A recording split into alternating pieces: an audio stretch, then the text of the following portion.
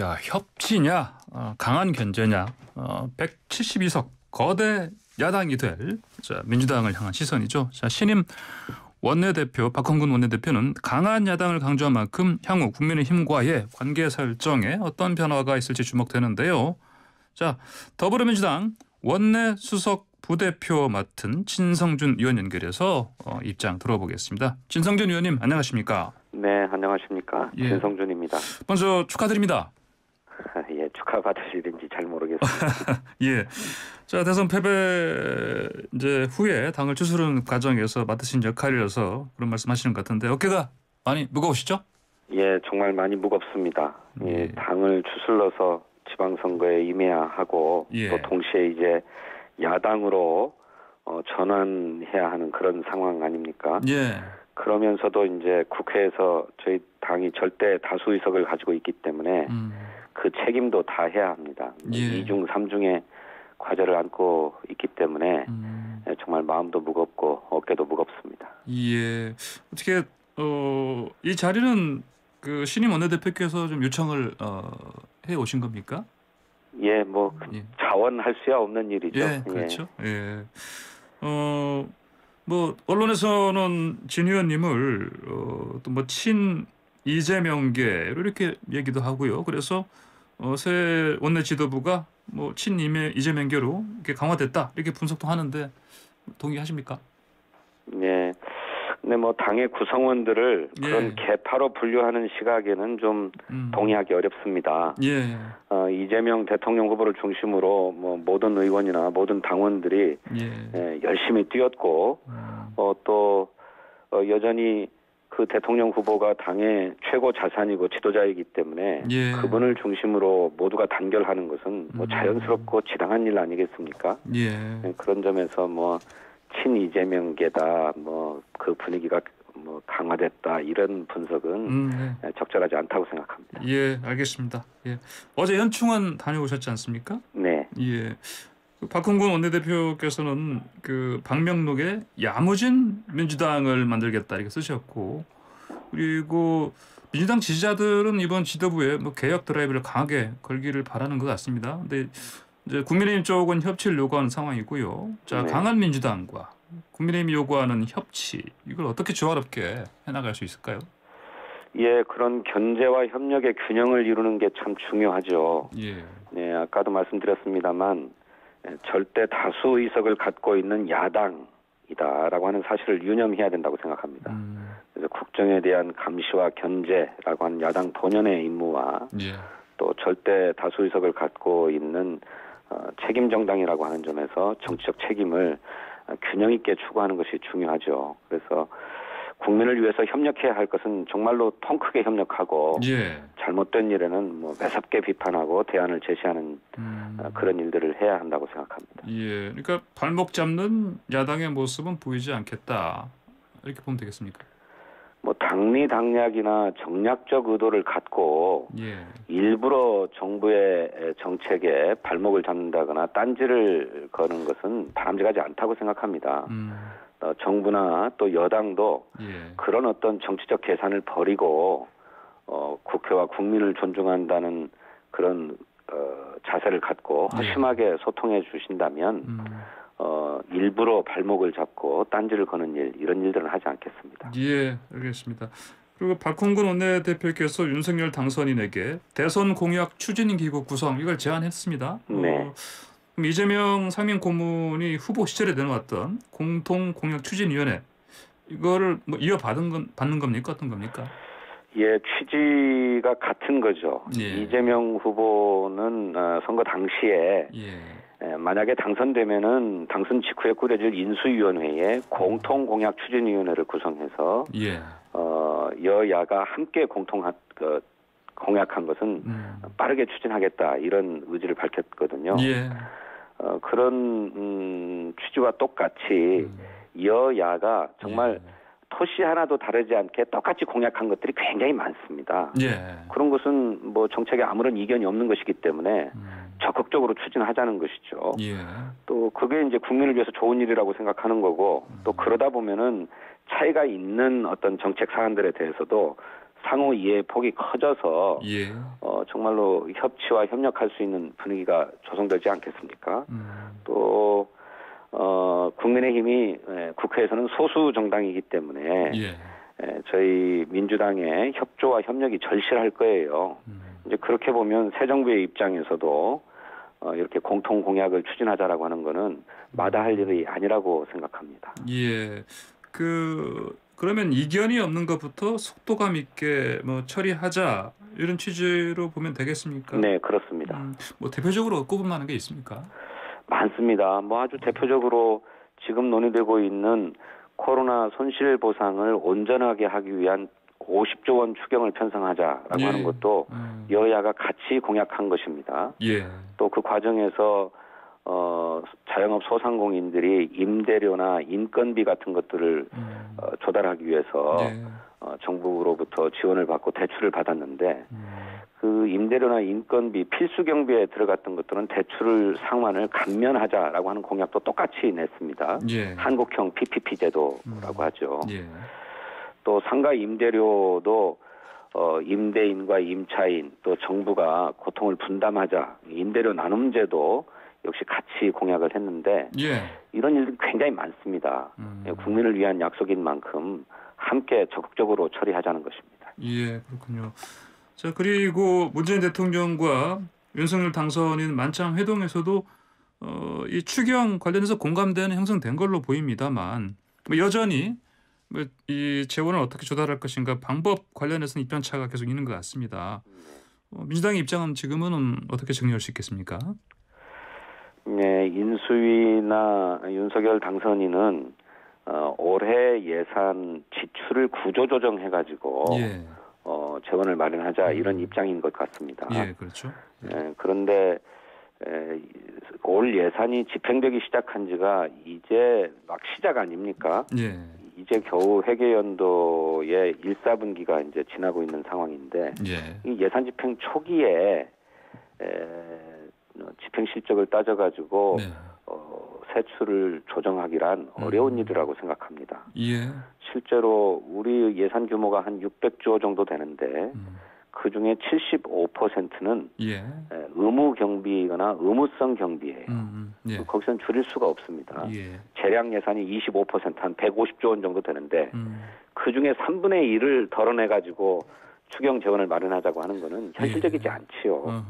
그래서 일단 국채를 발행해서 재원을 마련하도록 하고 예. 사후에 예산 집행 상황을 봐가면서 줄일 수 있는 부분이 있다면 줄여서 국채를 메꾸는 방식으로 예. 추진할 수 있지 않겠는가 하는 것이 민주당의 구상입니다. 예. 뭐 기재도 그렇고 그 인수위도 뭐 이거 부인하긴 합니다만 그 기재부에서 뭐 30 몇 조 정도 뭐 일종의 뭐 중재안 뭐 중간 뭐 접점이랄까요? 이런 정도의 예산을 뭐 제안했다 뭐 얘기도 더 나오던데요. 그것은 사실이 아닌 것으로 네, 확인되었습니다. 예. 그러면 뭐 그런 사실이 아니더라도 그 방향으로 이렇게 조정될 만한 가능성은 뭐 보지 않으십니까? 제가 알기로는 인수위가 그렇게 그 올 예산 가운데 지출을 조정할 수 있는 부분을 제출해달라라고 기획재정부에 요구하고 있는데 기획재정부는 아까 말씀드린 그런 사유 때문에 어느 부분을 줄일 수 있는지 지금으로서는 판단하기 어렵다는 입장을 견제하고 있는 것으로 압니다. 알겠습니다. 자, 그러면은 이게 좀 추경이게요. 아까 그 김기현 국민의힘 원내대표 인터뷰를 했는데 뭐 현 정부 내에서 이게 좀 다 좀 완료됐으면 좋겠다 이런 입장을 얘기했는데 그렇게 되겠습니까?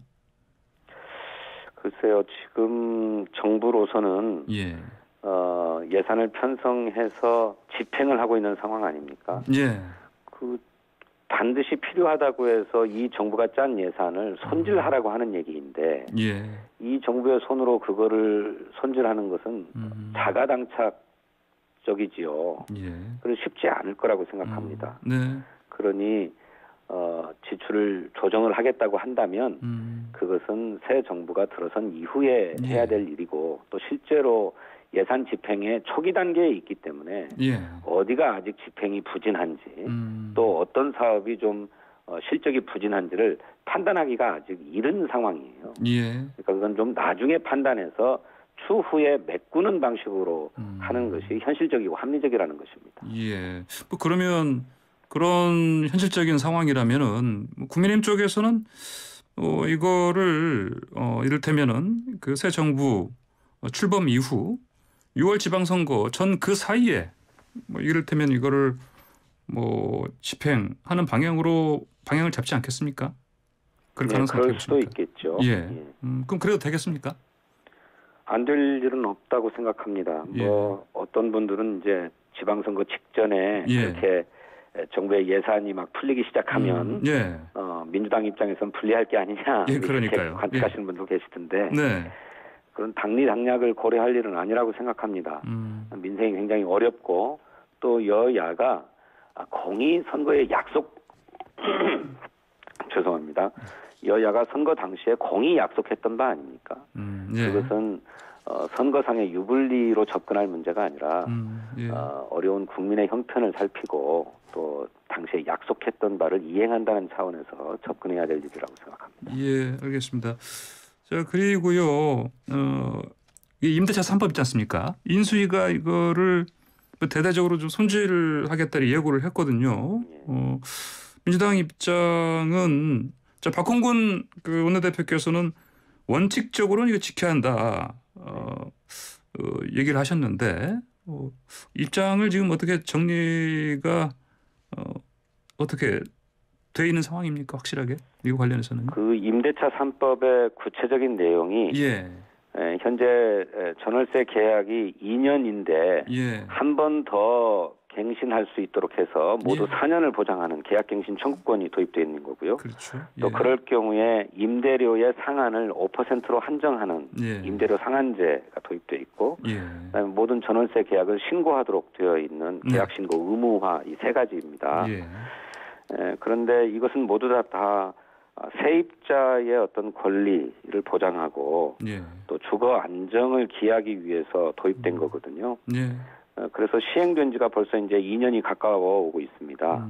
그런데 이것을 손질해 버리면 그 세입자들의 권리를 제대로 보장할 수 있겠는가, 주거 안정을 기할 수 있겠는가 하는 문제가 있지요. 그래서 우선 이 새 제도를 안착시키려고 노력하는 게 기본이고 다만 이 때문에 신규 계약의 경우에는 아무런 제한이 없어서 그 때문에 임대료가 급히 오른다거나 또 무슨 이중 가격이 형성된다거나 하는 문제가 있을 수 있는데 이 점을 어떻게 보완할 것인가 하는 부분은 서로 연구해야 된다고 생각해요. 하지만 인수위가 무엇을 어떻게 손보겠다고 하는 것인지 모르겠는데 이거 뭐 폐지하겠다 또 뭐 무엇을 어떻게 폐지하고 무엇을 어떻게 고치겠다고 하는 것인지 아직 구체적인 게 없어서 지금으로서는 임대차 3법에 따른 어떤 부분적인 문제들이 발생한다고 하면 그걸 어떻게 보완할 것이냐 이렇게 접근하는 것이 바람직하고 옳은 방향이라고 생각합니다. 알겠습니다. 자, 그리고요, 이 검찰 개혁 있지 않습니까? 검찰 개혁 이거는 어떻게 마무리를 짓는다, 뭐 개혁 드라이브를 건다 이런 얘기 나오는데요. 이거 어떻게 됩니까? 뭐 국민들께서 검찰 개혁에 대한 요구가 대단히 높고요. 또 실제로 영장 청구권에 더해서 기소권, 수사권까지 모두 가지고서 뭐 제19 감싸기 같은 수사, 또 뭐 먼지털이식 어떤 표적 수사 이런 좀 자의적인 권력 행사를 해온 검찰 아닙니까?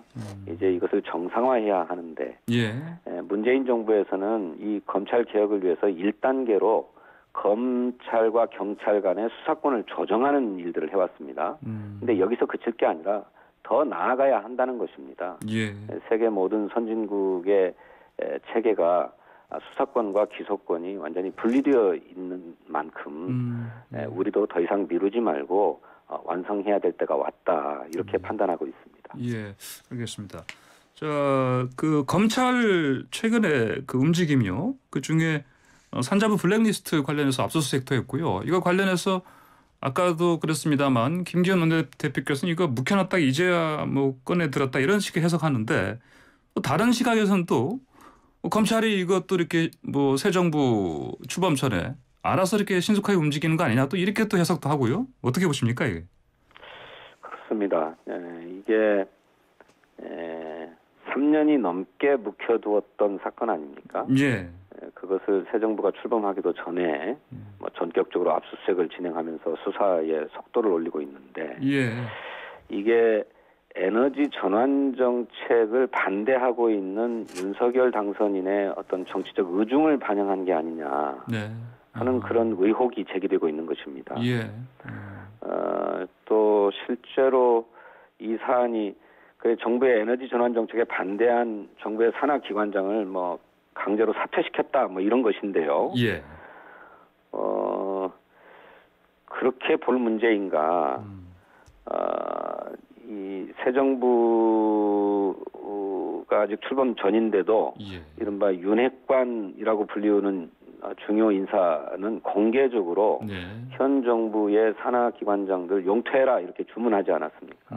네. 원칙적으로 새 정부가 일을 하기 위해서는 그 새 정부의 어떤 국정 철학이나 국정 운영 방향에 동의하고 예. 그걸 공감하는 분들이 정부 기관을 맡아서 일을 하는 것이 옳다고 생각합니다. 그렇지만 법률이 보장하고 있는 임기는 역시 보장해야 된다고 생각해요. 예. 실제로 문재인 정부도 박근혜 정부 당시에 임명되었던 기관장의 64%의 예. 임기를 그대로 보장했는데 저는 새 정부가 현 정부의 어떤 산하 기관장의 임기를 다 보장해 주는지 예. 정말로 지켜볼 것이고 이런 과정에서 전 정부와의 차별화를 위해서 예. 그렇게 억지 수사를 한다거나 보복적 수사를 하는 것은 결코 있어서는 안 된다 이렇게 예. 생각합니다. 알겠습니다. 자 그리고 그 서울시장 출마 그 권유받는 송영길 전 대표요. 오늘 첫 공개 일정 시작한다고 하고요. 그런데 어떻습니까? 그 이분에 대한 역할론이 있지 않습니까? 차출론도 있고요. 진 의원님 개인 견해는 어떻습니까? 그것은 당 지도부가 예. 경쟁력 등을 종합적으로 분석하고 판단해서 예. 결정할 일이라고 생각합니다. 예, 알겠습니다. 예, 오늘 말씀 잘 들었습니다. 감사합니다. 감사합니다. 네, 지금까지 신임 더불어민주당의 원내수석부 대표인 진성준 의원과 인터뷰했습니다.